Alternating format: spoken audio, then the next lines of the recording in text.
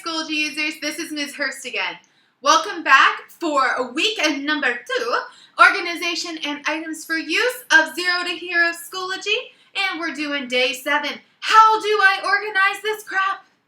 Because seriously, you got all this stuff you've made and now we got to figure out where to put it. So materials, you got all that crap that we just made last week, now we got to organize it. So, let's get started.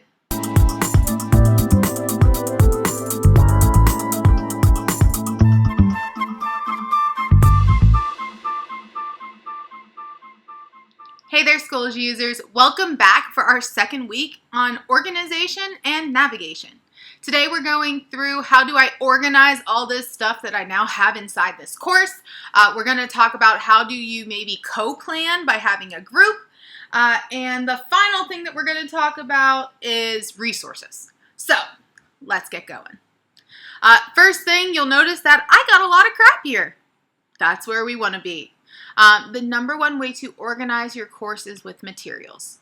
And the way you're going to do that is with something called an add folder.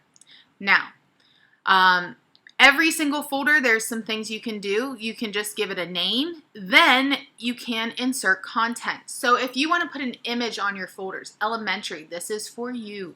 You want to have an image on your folder. We know that they do better with pictures. This makes amazingness happen.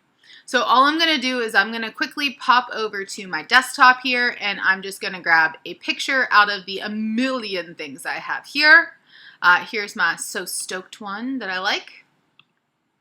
All right, so here's my picture and that's where they're going to start.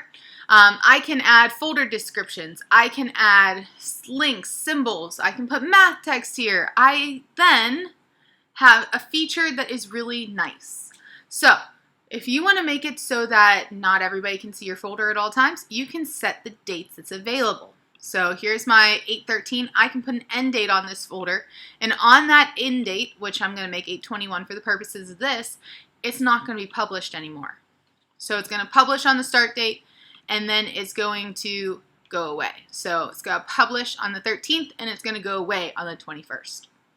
Now, I've made a folder. You can make millions of folders, doesn't matter. It's going to initially show up at the bottom. I want to put stuff into it. All I'm going to do, drag and drop.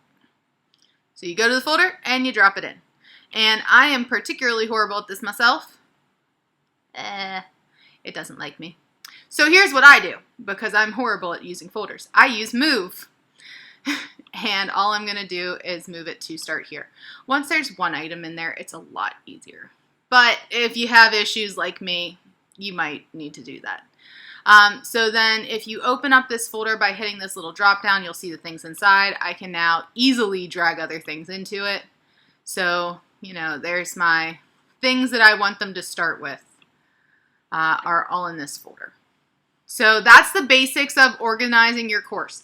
Now, if you want to set it up by marking period, if you want to set it up by topic, by unit, by classwork or homework, that's up to you. Imagine these folders as your desk. Schoology is your desk. Do you want your desk to be a mess and have papers everywhere? Or do you want it to have, you know, oh, here's a filing folder that holds all of my IEPs. Here's a little cup that holds all my Flair pens. You know, do you want that Pinterest-worthy desk? I can't personally do it because I'm just not that organized, but hey, everybody has their thing. All right, so folders, super simple. You just hit add folder. That's the best way to organize your course. The next thing we're going to talk about is groups. You'll see that here I don't have any groups. So I'm going to go join one. And I'm going to join a group called Sharing Resources that is really amazing. And I have the code here. So I'm just going to join. And it's called Sharing Resources 2020. There's 617 people and there's a ton of things posted in it. So we have our course here that has a ton of resources available in it. If you hit resources, you will see a lot of things here.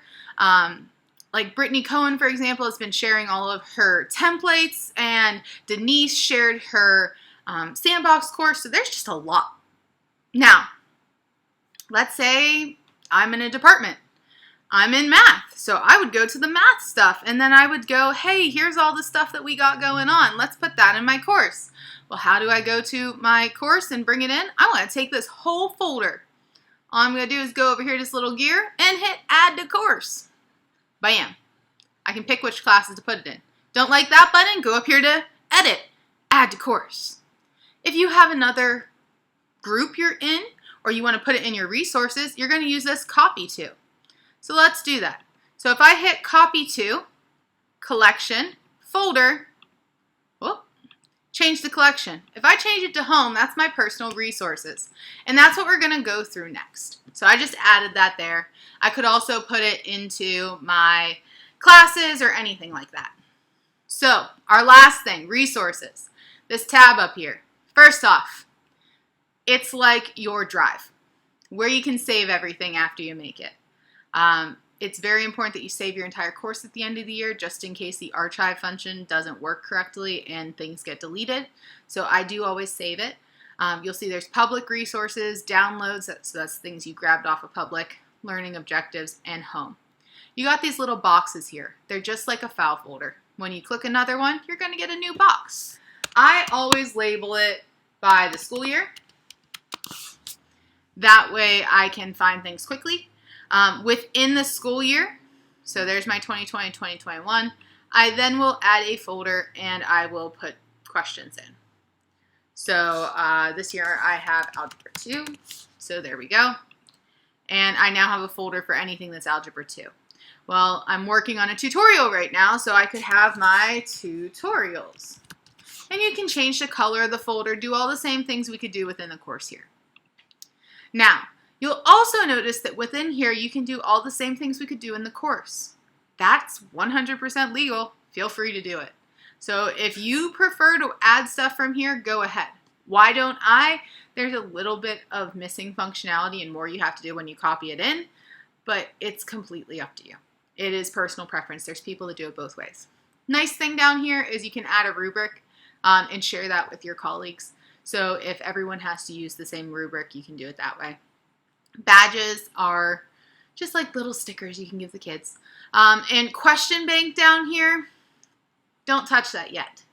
I say yet because it wasn't integrated with assessments. They're supposed to be doing that. But until it's integrated with assessment, you may add stuff to that question bank and then find yourself unable to use it. So I don't want you to waste your time. Now the final thing I can do with resources, I can share. And you'll see that when I click that button, I can send who I want to send stuff to, which is cool. You can also reorder, auto-arrange, rename, all that good stuff.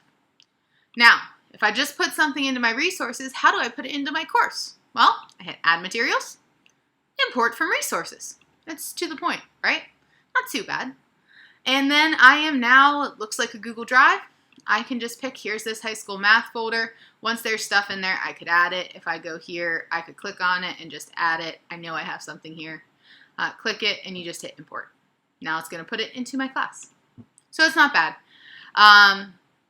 And they're useful. It helps out.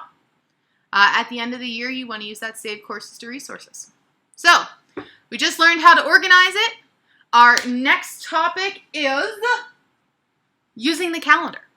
So I hope this helps, and I hope you'll keep tuning in. Have a good one, guys. Bye-bye.